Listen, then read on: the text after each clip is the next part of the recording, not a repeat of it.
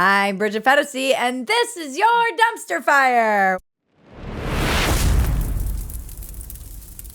Welcome to Dumpster Fire, where we make burgers out of your sacred cows. Allegedly, last week's sacred cow being Matt Gaetz. I don't read the comments, so nothing you can say will ever hurt me, but Maggie does peruse them. It has come to my attention that some of you are Matt Gaetz stans. A lot of people were defending Matt Gaetz in the comments. What was their defense of Matt Gaetz? I don't know. There were a lot of them. They were like, Matt Gaetz is going to be awesome. And then they were like, the charges against Matt Gaetz were dropped and like all this shit. They were dropped. Yeah, I knew I knew we'd catch some shit for that. You don't need to necessarily like be found guilty of anything for Bridget to think you're a scumbag, guys. Yeah, I don't care. We heard about it for days when we made fun of Russell Brand, and I will still continue to make fun of Russell Brand. Matt Gaetz is the freaking Gavin Newsom of Florida. I don't know how you guys can't see this. It totally is. I'm not going to sit here and lick the nuts of all of these people I'm so embarrassed for all of you guys with your stands, your stan culture. It's so creepy and weird to me. Why are you defending any politicians at all? They all deserve nothing but ridicule and mockery from us. That's true. They don't care about you. Matt Gaetz would step over your fentanyl-addicted body on the streets. He would allow you to drown in a river if it meant grabbing your hand or grabbing his latte. He would like just throw you out of a moving car if you bugged him. All of them would. All of them would. Maybe I'm just ahead of the curve and not having any illusion that none of these people are coming to save me. I don't think you should put your trust in government. I think you should put your trust in yourself. And the most compelling argument for me voting for Trump, in all of the comments of one of the pieces that I wrote where I was on the fence, someone said, "Who's going to leave you alone?"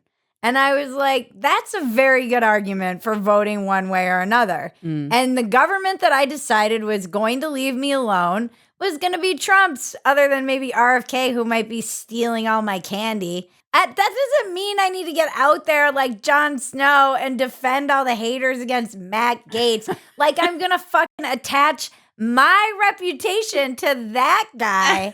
You guys are nuts in there putting your name on this stuff. Okay. All right. You do you. I'm not going to judge. I am going to judge. I'm embarrassed for you. Clearly, some of you are new to the Dumpster Fire. Only those who are really forged in fire can handle this show. The people who've been with us for 5 years, they've been through it. They've seen how dumb we are. They've pushed back, and they've stuck around. Maybe in 4 years, I'll be voting for Matt Gaetz. Who knows? And I'll be like, he's not that bad. He could use less Botox. He's still a politician. He could be your pit bull. I'm fine. I get it. If you want a Botox-ridden pit bull, I understand as the attorney general. That's fine. I get it. Everybody loves a pit bull with Botox. Just don't come defending him to Bridget in the comments because she's not going to read them. Our next segment. The cool kids. We stand the cool kids. UFC fighter John Jones did the Trump dance when he won this Saturday at a star-studded UFC event, one for the ages. It was like Rome itself. The emperor came in with his bevy of senators. Trump got the hero's welcome. Everybody cheered. Elon was there. Dana White was obviously there. Joe was there, obviously. Tulsi was there. RFK Jr. was there. It was the whole posse. There is, everyone's talking about this realignment, this political realignment. I saw a picture of Trump, Tulsi, RFK, and Elon, and I was like, this is the most democratic Republican Party I've ever seen. Right. Like, all of these people were Democrats at one point or another in their life. And now they are conservatives or Republicans or whatever you want to consider them, which is why everyone's talking about this great realignment. And you have somebody on, Tulsi, who's very anti-forever war. You have RFK Jr., who's very rein in big pharma. Elon, who is very devoted to free speech. These were all principles I grew up fighting for or believing in as a libtard. And now the libtards are all on the right. It's kind of cool. Andrew Breitbart famously coined the term that's often heard in politics. Politics are downstream of culture, meaning you need to shift the culture in order to get your policies passed. Gay marriage is a great example of this. The culture around gay marriage, there was more tolerance for it. People were more on board. People knew more gay people in their life, cousins, uncles, friends, siblings, and therefore the culture shifted in favor of gay marriage, and then it was easier to pass those policies supporting it. And he always said that conservatives weren't going to be able to win anything really until they started winning the culture war, which famously they don't. And maybe they did at some point and I just wasn't alive. Maybe in the 1950s when everybody was swing dancing and ragtagging, they were the cool people, the conservatives. And I don't know. I don't know enough about history, the history of these culture wars in particular to know. All I know is that in the history of my life, the culture has been dominated by the left, and it has always been the arbiter of what is cool. So it's always been more progressive, not scolds. They were the ones who were like, oh, you guys, you prudes with all of your beliefs about, saving yourself for Jesus and whatever. Virtue, yeah, like your morals and your virtues and your no drugs. Yep. And then that all came apart, when we found out all these guys were sleeping with hookers, and it was an interesting time for the evangelicals. And then Trump pushed things even into a different space because they had to overlook so many of his divorces and sleeping with porn stars, etc., in order to vote for him for the greater good of their movement. But it created this idea of like the new right, as the kids these days will say. And in this new right, they captured a lot of Gen Z, in particular, young males and females. And they captured Gen X, clearly, who, as you know, we've always known what cool was. We had the coolest music and we knew it at the time, and it's still the coolest music. The freak out on the left that you're seeing online, not necessarily off, but online in the media with progressive talking heads and pundits, they seem to be freaking out. And it's because they not only did they not control the narrative anymore, because they lost control of that because everybody lost trust in the media, and now there's all kinds of new media places where they can get their information. They've also lost control of the culture. And you saw that at UFC. Nothing was a better representation of this to me than all of these young people who are at this match and they're all cheering. And this was not the only instance of a young athlete doing the Trump dance. There have been many instances of it in NFL football, all over the place on TikTok. People are doing this like weird little macho man dance that Trump does. And he's become this like kind of cool icon for young people and athletes. And I know people don't want to hear this. I've been hearing about it. They're like, oh, nothing more embarrassing than someone middle-aged talking about what's cool. I'm like, yeah, I'm not saying I know what's cool. I'm just observing that lots of young people think this is cool. Yeah. I'm not the only one noticing this. Look at the numbers of Gen Z boys and girls who have shifted to the right, and Gen X, and pretty much literally everyone except for white liberal chicks and aging boomers. Like everybody moved right. And with it, the culture went that way as well. But never in my lifetime have I ever known the right to have any kind of cultural capital that's regarded cool. Ever. I would love for historians who watch this show, obviously. Why wouldn't you be watching this show if you're a historian?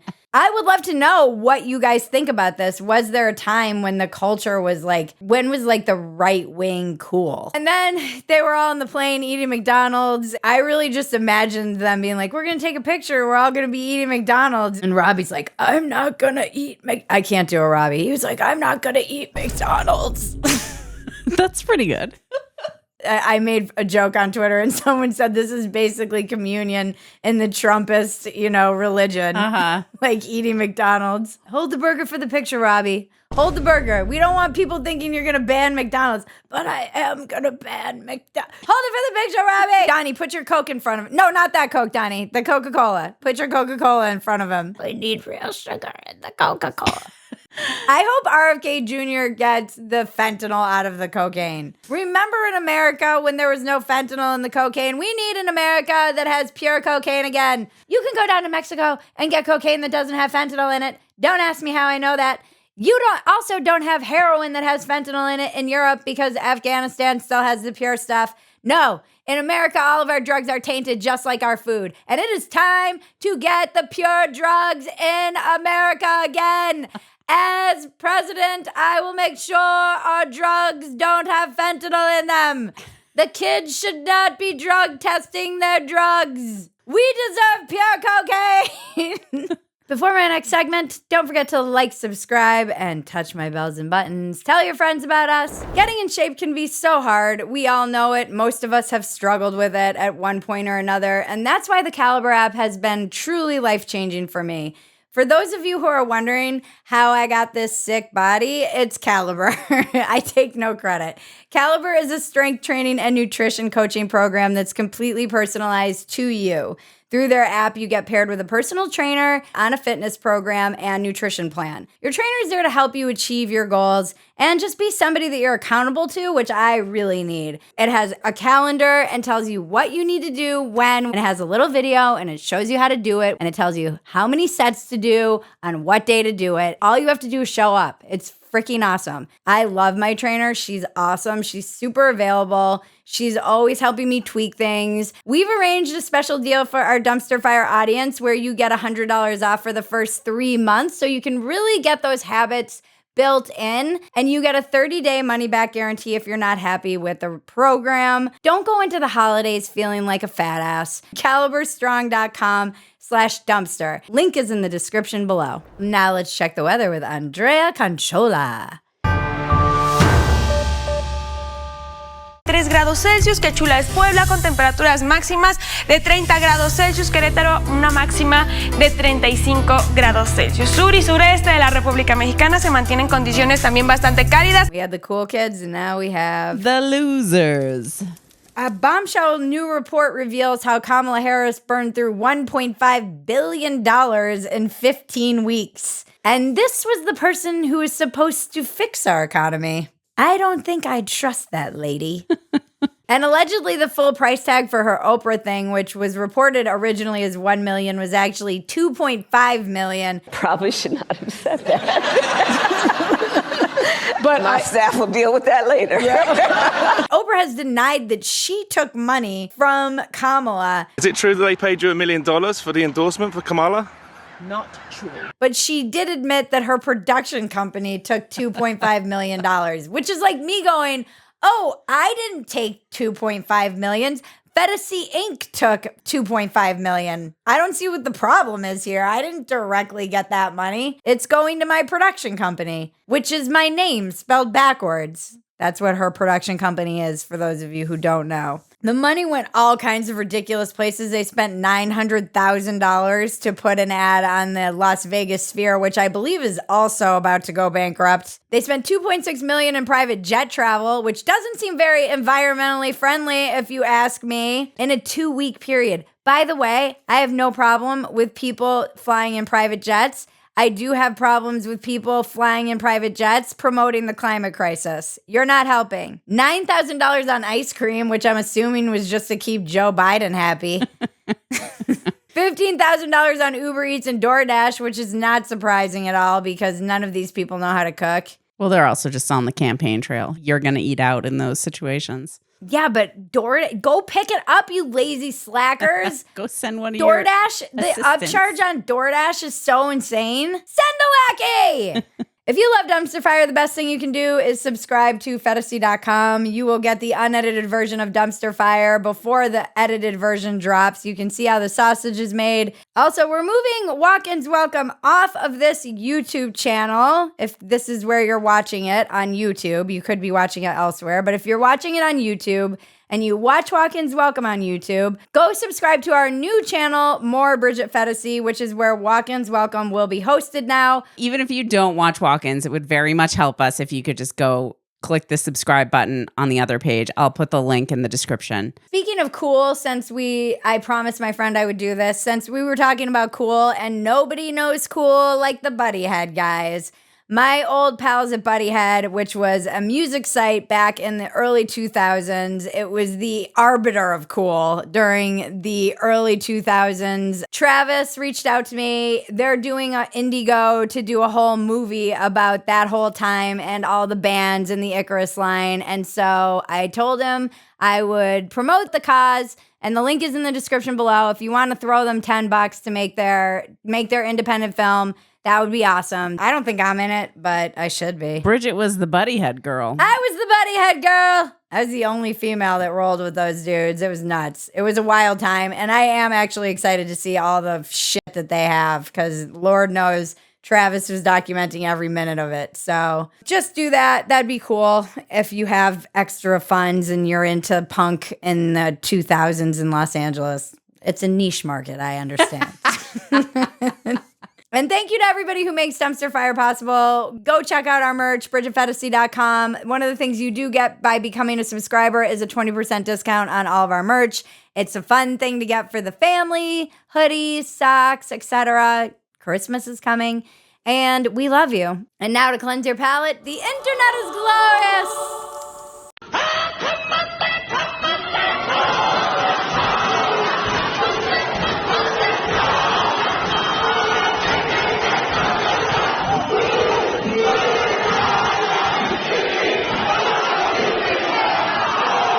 Remember, life is absurd. Don't take yourself so damn seriously. Or your politicians. Take the work seriously. Don't take yourself seriously. This has been your Dumpster Fire. I'm Bridget Phetasy. Now make me rich!